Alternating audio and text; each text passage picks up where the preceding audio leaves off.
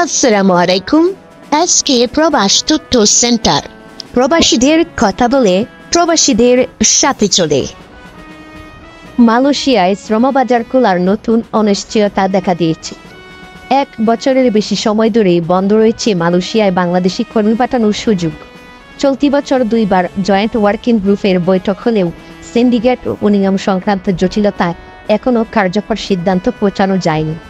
এর মধ্যে গত বছর অনুমোদনপ্রাপ্ত 18,000 কর্মীর মধ্যে প্রায় 8,000 জনের মালয়েশিয়া যাত্রা অনিশ্চিত হয়ে পড়েছে। সম্প্রতি IS ইসলামিক স্টেট সংশ্লিষ্ট অভিযোগে 36 বাংলাদেশিকে মালয়েশিয়ায় আটক করার ঘটনা নতুন করে উদ্বেগ তৈরি হয়েছে। অভিবাসন বিশ্লেষকদের মধ্যে বিষয়টি শুধু নিরাপত্তাজনিত নয়, বরং এটি বাংলাদেশি কর্মীদের প্রতি মালয়েশিয়ায় আস্থার সংকট দিচ্ছে।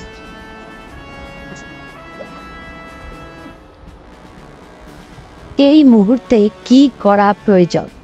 অভিবাসন বিশেষজ্ঞ আসিফ মনি মনে করেন, শ্রমবাজার খোলায় দীর্ঘসূত্রতা হলে বাংলাদেশকে কূটনীতিকভাবে প্রোঅ্যাক্টিভ ভূমিকা নিতে হবে।